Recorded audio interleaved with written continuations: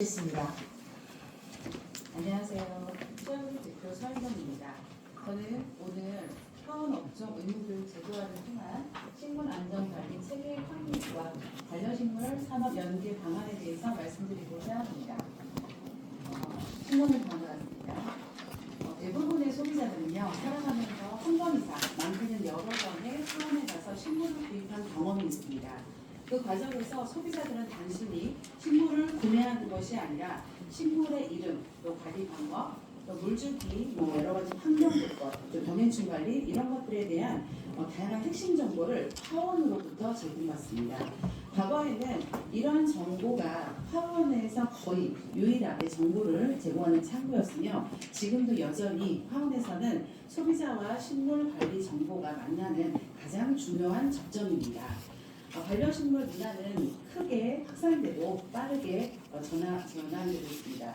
특히 고가식물을 거래하는 시테크라는 말이 나올 정도로 식물에 대한 관심과 소비는 증가하고 있습니다. 그에 따라서 다양한 품종의 식물이 수입, 유통되고 있고요. 또 관리 난이도가 높은 그런 특수식물이 소비자에게 판매가 되고 있으며 실내 공간에서 식물을 키우는 비율이 크게 증가하고 있습니다. 그러나 제도적인 기관은 이를 따라가지 못하고 있는 것이 현실입니다. 현재 파원은 허가제가 아닌 등록제로 운영되고 있어서 필수 교육이나 자격 기준, 또 전문성의 검증이 없어도 창업이 가능한 구조입니다. 식물은 긍정적인 치유에 효과를 줄 뿐만 아니라 동시에 다음과 같은 위험 요소를 내포하고 있습니다. 아까 국회의원님께서도 말씀하셨지만 독성 식물이 있는지 몰랐다고 하셨는데요. 독성을 가진 식물, 알레르기를 유발하는 식물, 또 반려식물, 어린이에게 위험한 식물, 또 특히 식물은 대부분 또 실내 공간에서 키우고 있는데요. 식물이 잘 자라는 공간은 병해충도 좋아하는 환경입니다. 그래서 병해충이 발생하면 소비자는 약제를 사용한다고 하지만 어떤 약제가 안전한지, 혼용은 가능한지, 실내에서 사용할 수 있는 건지 이런 거에 대한 정확한 정보를 제공받는 경우가 드뭅니다. 그래서 지금은 현재 화원 현장에서는 다음과 같은 문제를 지금 반복하고 있습니다. 독성 알레르기 식물에 대한 정보가 좀 부족하고요. 또 병해충의 식별이나 여러 가지 대응 프로세스가 잘 안 되고 있고 또 이로 인해서 왜 나는 식물을 자꾸 죽이지? 그리고 내가 식물을 못 키우는 똥손인가 봐. 이런 식으로 자꾸 좌절을 하면서 재구매를 포기하고 산업의 위축을 낳는 것으로 이어지게 됩니다. 의무교육에 해당하는 부분에 있어서 하원의 창업을 제한하거나 경영을 위축하는 어떠한 제도로서 활용되는 것이 아니고요. 이것은 업종이 반드시 좀 갖춰야 할 최소한의 전문성과 책임을 확보하자는 장치입니다. 이미 식당이나 미용실 등등 인체나 위생 또 직결되는 그런 어떤 업종은 의무교육과 자격제도를 통해서 운영하고 있습니다.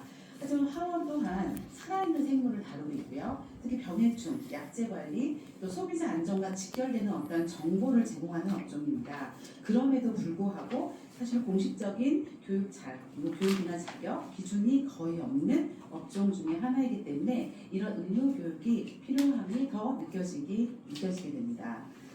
의무교육은 다음과 같은 방향으로 설계되어야 합니다.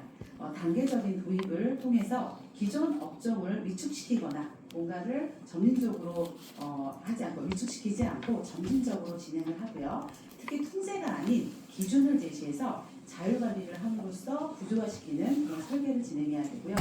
특히 소비자와 접점이 되는 부분이기 때문에 현장 중심 실무 교육이 진행되어야 합니다. 그래서 과도한 어떠한 이론이나 이런 것들이 아닌 실제적인 어떤 적용을 중심으로 진행해야 되면서 동시에 교육비에 대한 부담도 최소화해야 한다고 봅니다. 또한 의무교육에는 최소한 다음 내용이 또 포함되어 있는데요. 이렇게 식물, 아까 안전, 또 독성 얘기 많이 하셨죠. 이런 것들에 해당하는 독성 알레르기 식물에 대한 부분과 또 많이 지금 니즈가 되고 있는 수입식물에 대한 안전성, 또한 소비자 안내 시의 주의사항 이런 것들에 대한 교육이 반드시 이루어져야 되고요.